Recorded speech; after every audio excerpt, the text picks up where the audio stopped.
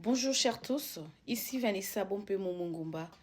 Je fais cette petite vidéo, la main dans le cœur, pour m'adresser à son Excellence, Monsieur le Président de la République démocratique du Congo, Monsieur Félix Antoine Tshisekedi Tshilombo.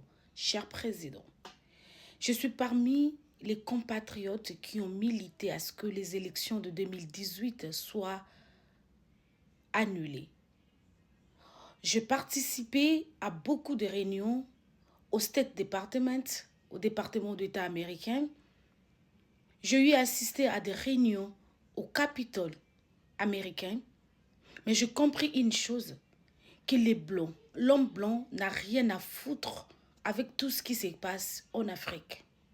Si, cher président, je ne suis pas venu remettre en cause votre pouvoir parce que le temps est déjà révolu et vous êtes à votre deuxième mandat, mais je suis venu vous demander tout simplement d'arrêter de s'agenouiller devant l'OTAN et l'Union européenne, la communauté internationale. Ce sont eux qui soutiennent le Rwanda. Ils sont derrière le Rwanda. Nous voulons à ce qu'ils donnent les sanctions, qu'ils sanctionnent le Rwanda, mais nous oublions que c'est l'OTAN, c'est la communauté internationale qui est derrière le Rwanda. C'est la communauté internationale, l'OTAN dont vous pensez qu'ils peuvent faire quelque chose. Ce sont eux qui soutiennent le Rwanda. Cher président, vous êtes mieux informés que nous autres. Vous êtes mieux censés comprendre la situation que nous autres. Arrêtez de vous agenouiller. Arrêtez de demander de la clairvoyance à ces gens-là. Arrêtez de demander le soutien à ces gens-là. Arrêtez d'attendre que la solution vienne de ces gens-là. Ce sont ces gens-là qui soutiennent le Rwanda. C'est le moment, cher président, de mettre sur table autour de vous le fils et fille de la RDC pour résoudre le problème de la RDC. Ce n'est pas l'OTAN, ce n'est pas l'Union africaine, ce n'est pas la communauté internationale. Arrêtez de revenir, je dirais, sur ce que Kabila a fait. Le président Joseph Kabila, c'est ce qu'il est passé. Il est passé par là. Il faisait de la clairvoyance. Il demandait la bonne volonté de la communauté internationale tout en refusant de comprendre que ce sont ces gens-là qui soutiennent le Rwanda. C'est Kagame aujourd'hui qui peut se mettre là. Avec 14 millions de la population, la RDC plus de 80 millions de la population. Quelle superficie a le Rwanda? Mais c'est Kagame, je le suivi, avec toute arrogance en train de se manquer de Congolais. Le pays de Mobutu, le pays de Lumumba, c'est Kagame. Le Rwanda peut s'élever aujourd'hui. C'est manquer de la RDC. Mais franchement, je ne sais pour quelle raison vous avez enlevé, vous avez changé Jean-Pierre Bemba dans la défense nationale. Remettez la défense nationale du pays à Jean-Pierre Bemba. Le président Jean-Pierre Bemba Gombo, j'étais enfant quand Jean-Pierre Bemba était en guerre avec Kabila. Je veux que j'étais dans ma ville natale, Bassankoussou. J'étais là, j'étais enfant, mais je connaissais ce qu'il est capable de faire, Jean-Pierre Bemba. Et aussi, s'il ne pouvait peut-être pas le faire, c'est parce que je pense qu'il n'avait pas la totalité de son pouvoir. Il ne se sentait pas aussi dans la confiance pour le faire. Si vous nommez des gens, donnez ces gens-là l'espace d'exercer leur pouvoir. Donnez-leur la confiance. Donnez-leur le moyen le plus important de faire ce dont vous les avez demandé de faire. Prenez la primature, s'il vous plaît. Donnez au président Adolphe Muzito, l'ancien premier ministre, Excellence Muzito. Il a toujours déclaré, il a toujours suggéré à ce que la RDC déclare ouvertement la guerre contre le Rwanda. Mais c'est parce qu'il a un agenda bien calculé. Donnez la primature de notre pays au premier ministre Adolphe Muzito. Faites-le remaniement, s'il vous plaît, président. On est dans une situation d'urgence. On est dans une situation où le pays est humilié. Et nous ne pouvons pas accepter cela. Étant fils et filles de la RDC, il est temps de nous lever, de mettre de côté tout ce que nous pouvons avoir, les querelles, les guerres, les conflits. L'ennemi a profité parce qu'au Congo, maintenant, il y a la division entre nous-mêmes, fils de la RDC. Il y a la division. Des nord-est, ouest et sud. Donald Trump s'est levé, il est président, il est en train de prendre des mesures. Il regarde qui? Il calcule qui? Il consulte qui? Donc cette communauté internationale est faite simplement pour les dirigeants africains. Vous avez peur des sanctions. Mais Ibrahim Traoré est en train de vivre avec ses compatriotes au Burkina Faso.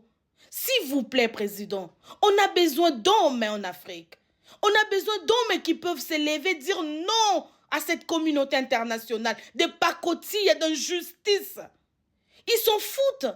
Ils profitent derrière de la guerre. Ils profitent après cette guerre-là pour ramasser des coltons. J'ai vu comment les coltons traversaient la RDC pour le Rwanda. Mais ça tue, il y a les génocides à Goma. Ça tue dans votre pays. À Goma, les hommes meurent. À l'est du pays. Et ils sont là déjà, ils vont récupérer. Hier c'est Goma, ils ont Goma aujourd'hui. Ça sera Bukavu, ça sera Kisangani. Et après, ça sera Kinshasa et puis ça sera la fin. Donc nous devons encore régresser en arrière, d'autant plus qu'il y a eu déjà des avancées en termes de démocratie. S'il vous plaît, cher président, levez-vous autant qu'homme. Étienne Tshisekedi n'était pas comme ça. Étienne Tshisekedi était un homme qui savait dire non, qui savait taper sur la table pour la solution. Soyez homme. Prenez des décisions urgentes. Prenez des décisions osées, s'il vous plaît. Et vous affrontez Kagame. Je sais que ces communautés internationales-là, ils veulent le coltan, ils veulent ceci, mais faites des accords. S'ils veulent les coltans, donnez les coltans. En revanche, prenez, réorganiser l'armée. Laissez Jean-Pierre Bemba aider l'armée à réorganiser l'armée. Armez-nous. Prenez l'argent, mettez à l'armée, s'il vous plaît. Monsieur le Président, en vous regardant, je l'ai toujours dit, que vous êtes humain. Même votre façon de parler, ça montre comment vous êtes humain. C'est-à-dire, vous n'avez pas, vous n'avez pas cet ADN qui cause du mal à un humain. Mais vous êtes dans une fonction qui vous exige d'autres choses, qui vous exige un certain charisme, qui vous exige un certain courage, une certaine force, s'il vous plaît. Vous avez la population. Chers politiciens, l'ère des discours est révolue. Le pays est en danger. Le pays est humilié, s'il vous plaît. Mettez de côté vos égoïsmes. Vous mettez de côté vos égos. Vous voulez les pouvoirs. Mais je ne sais pas en quoi ça vous profiterait si c'est les M23 avec Kagame entrer prendre la RDC. Ça va vous enchanter. Vous serez fiers de ça. Mais il y a eu quand même des avancées en termes politiques. Vous avez déjà avancé en termes de la démocratie et tout. Mais qu'est-ce que vous allez bénéficier si aujourd'hui Kagame prenait le pouvoir, entrer avec les M23, le coquille vide, et c'est clair et net. C'est clair et net. Regardez le mercenaire, comment ils sont allés au Rwanda. Le tribalisme a tellement divisé les pays. Le tribalisme a tellement divisé les fils et filles de la RDC qu'aujourd'hui, ce tribalisme-là, ce fléau a donné la voix à l'ennemi pour venir saccager, piller, égorger, tuer. Enlever la paix, la quiétude à la population congolaise. Et surtout à l'est de la RDC. Chers politiciens, mettez de côté vos égos politiques. Ne regardez pas les fonctions, mais regardez le pays. Parlez un même langage pour le moment. Sauvez, redorer l'image de la RDC. La population congolaise vous regarde et la population congolaise vous demandera des comptes.